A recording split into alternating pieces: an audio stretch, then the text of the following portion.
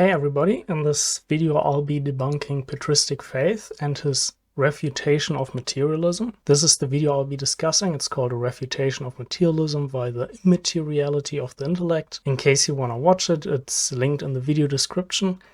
It might look scary because it's 2 hours long, but he only talks about the argument for the first 30 minutes. If you're curious on what he has to say about the argument, I encourage you to check it out. Here is his argument in its entirety. As you can see, it's subdivided in 5 so-called syllogisms. If you're curious about what this argument says, you can pause the video and read through it. In his argument, he talks about universals, and then of course brings up the question, what are universals?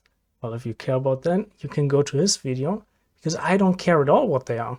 I'm not going to criticize the content of the argument, but the logic of the argument itself. And in order to do that, I want to reformulate his argument in what's called first order logic. It looks like this, and you might be thinking, wow, and you might think this looks really scary. There are these weird symbols, arrows, parentheses, what's going on here? But fear not, my friends, because we only have to do this for one of his premises, for one of the statements he's making, right? And that's the statement down here, and I'll walk you through it so you can understand what I've done here. This is one of the statements he makes during his argument. Some concepts are universals. Again, what are concepts? What are universals?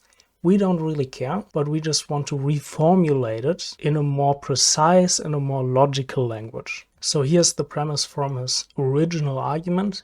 He's saying some concepts are universals, right? And this language is still a bit imprecise. So in mathematics or in logics, he would write the sentence down differently, and he would say there exists some x such that x is a concept and x is a universal. And I hope you all agree that these 2 sentences are actually saying the same thing. We didn't change the meaning at all. And then if you actually have to write it down, you get a bit lazy. So instead of saying x is a concept, you use this weird notation with parentheses. And then when you become really lazy, instead you start using mathematical notation. But note that while this expression down here is much shorter, it still means exactly the same thing. It still reads there exists some x such that x is a concept and x is a universal. You can look this up in any logic textbook or even on Wikipedia if you look up syllogisms. This is how the statement some concepts are universals is expressed in logic. So now we can take patristic faith's premise, there exists some x such that x is a concept and x is a universal, and we can simplify it. We gray out x is a concept. Now we're only saying there exists some x such that x is a universal. This is a weaker statement, and that's great because it's much easier to accept. If I claim that there's some x such that x is a universal, it doesn't also have to be a concept. That means that this premise is much easier to accept, and it makes our argument more powerful. And finally, we can formulate it in more human language again. There exists some universal, because if there exists some x such that x is a universal, then, well, there exists some universal. That brings us back to his refutation. These are the first 2 syllogisms he presents, his 2 first arguments.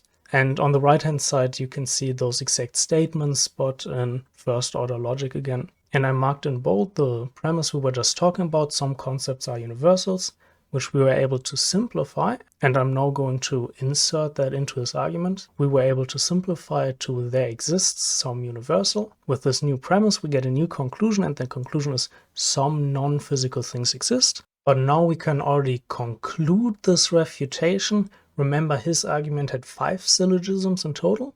Well, we only need 3 syllogisms now, and that syllogism is some non-physical things exist.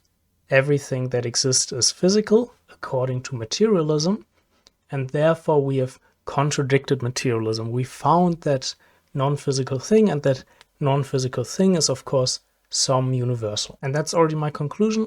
I didn't discuss his original version, but essentially what he did is he said, well, we have these universals are concepts are in the mind, and then he concludes that materialism is false. But we were able to find a stronger version. It had fewer premises. I believe his original version was using around 5 premises, but we brought it down to only 2.5 of those premises. We just say, well, there are these universals, they're non-physical, so obviously materialism is false. There's no reason to go from universals to concepts to minds. Those are just unnecessary steps with simply describing what universals are, but well, if universals exist, that's already it. We don't need to make any further descriptions. However, we have to demonstrate that universals exist. That's the whole point. If we want to convince a materialist that something non-physical exists, well, we have to demonstrate that this non-physical thing exists. We don't just get to assert that. Otherwise, this would also be a refutation of materialism. I just say the soul exists, therefore materialism is false. After all, the soul is non-physical. Patristic faith was making all these extra steps from universals to concepts to the mind, and because of that it was sort of difficult to see that along the way we are implying that universals exist. But once again, the existence of universals is exactly what we need to show in order to refute materialism. We can't just smuggle in that premise along the way. And that's why, unfortunately, I think his refutation of materialism does not work. Thank you everybody for watching. Make sure to leave your feedback in the comments below, and I hope you all have a wonderful day.